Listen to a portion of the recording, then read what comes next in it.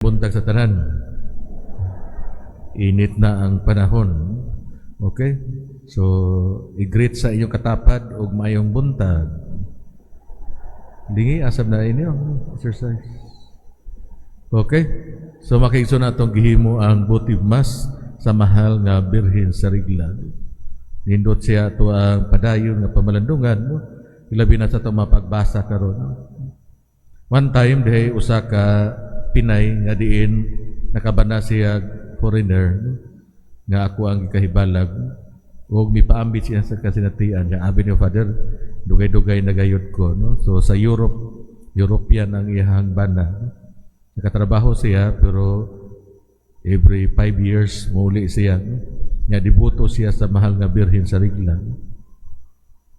Bisag muli siya every 5 years pero kada tuig magpadala siya kwarta aron lang pakanon ang mga tao no, sa ilahang dapit diha sa kapistahan sa mahal nga Birhen sa Rigla.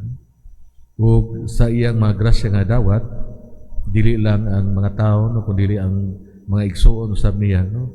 Ipa-eskwela niya iyang mga pagumangkon ug nakatapos sila diha sa ilang pagtuon. Siguro makigsuon kitang mga Pinoy daghag damgo no. Damgo nga anaan naningkamot sabta nga ma-realize pinaagi usab sa ato ang mga pagpaningkamot.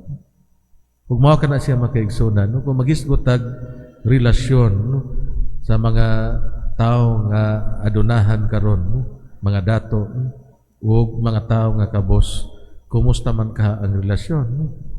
Ma-feel pa ba ka nato ang distance diha sa ang dato musamot nga dato ang pobre, musamot ka pobre, or ang dato anaa padayon nga may take advantage sa kagtawag nato powerless nato nga mga kaigsunan kabos.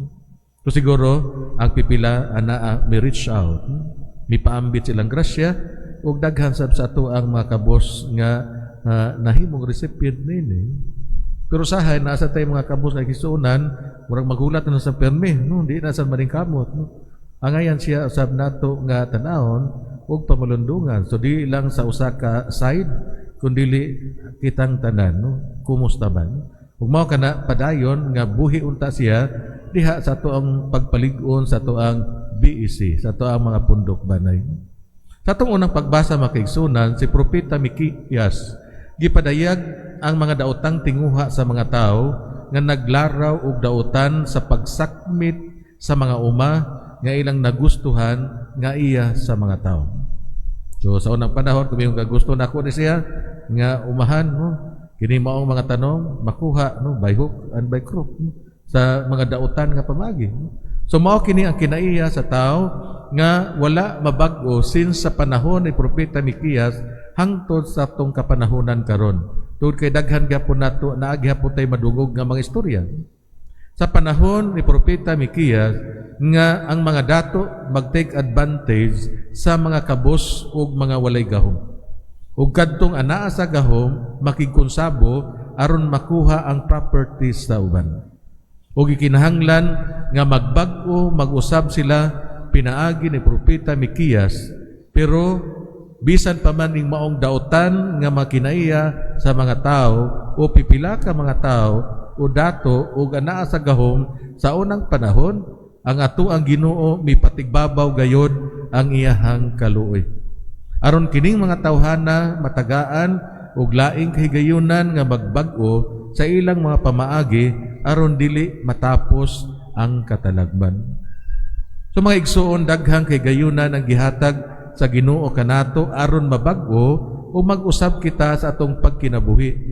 Usa ka kinabuhi nga haom diha sa kinaiya ug kamaayo sa Ginoo.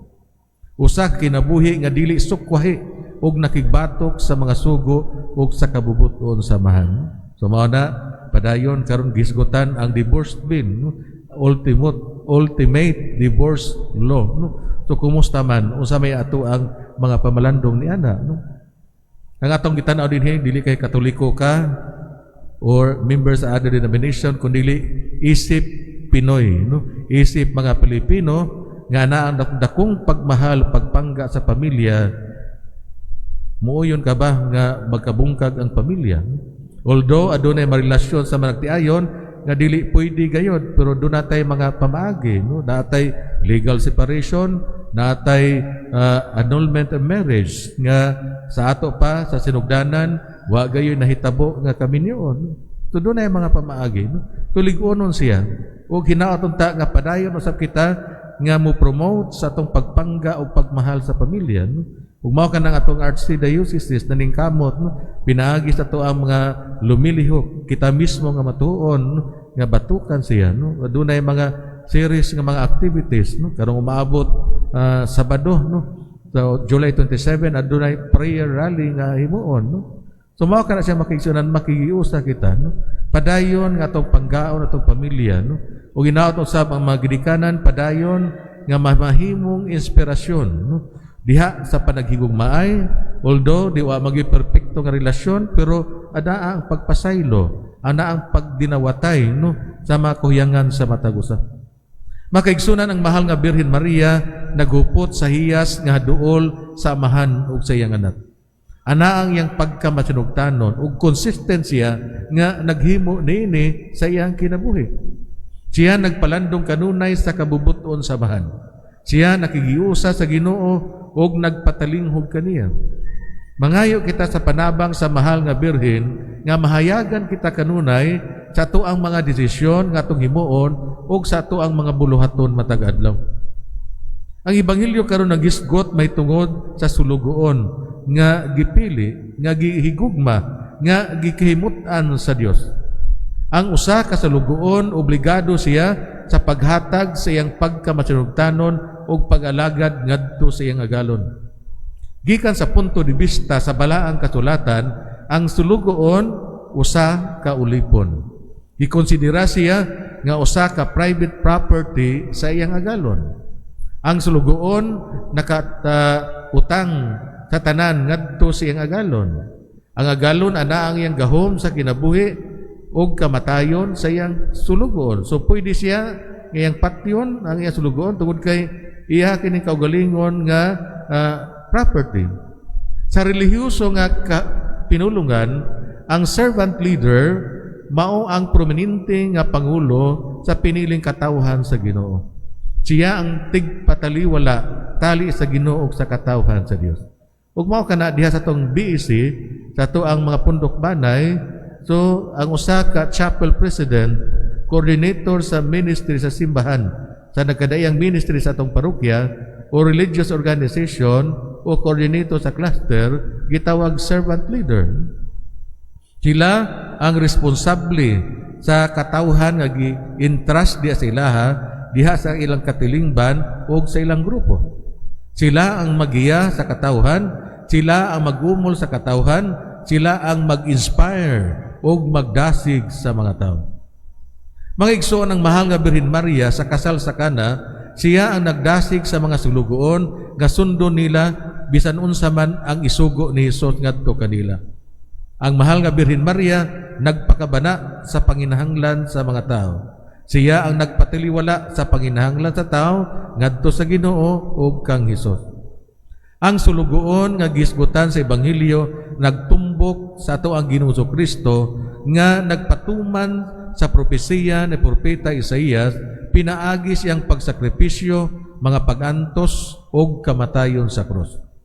Ang mga pagantos ni Hesus para sa katawhan mao ang paglukat kanila gikan sa pagkaulipon sa sala o ni Satanas. Si Hesus nagtuman sa kabubuton sa mahan, nag-ayo o nagtabang sa hilom dili aron makuha ang pagdaig sa mga tao in public.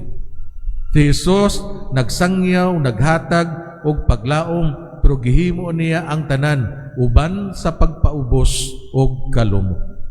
Si Hesus sulugoon sa Ginoo, isip sulugoon sa Ginoo, ang importante para kaniya mao ang katumanan sa malingkawasnong kabubuton sa mahan.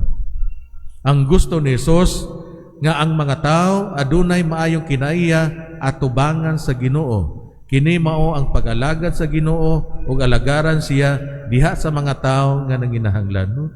Ug mao sa unta kita, no? Sa to ang pagdebosyon sa mahal nga Birhen sa Regla, matag Sabado alas 8 sa buntag aniya kita nagkatigom, no? O ginaot unta paningkamutan nato nga kita mamahimong agianan, dispenser sa grasya, pasaylo ug gugma sa Dios balik sa atong tatag sa kapamilya ug sa katilingban nga diin mahimutan.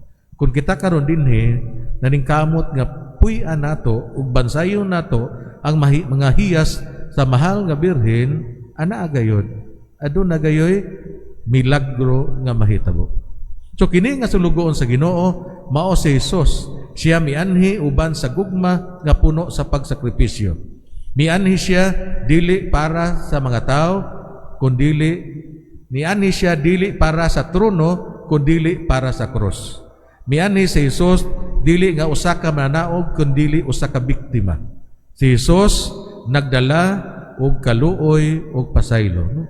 Si Jesus nagdala og kaluoy og pasaylo. Mangutana kita karon sa atong kaugalingon. Ato ba gikonsidera ang atong kaugalingon nga sulugoon sa Ginoo?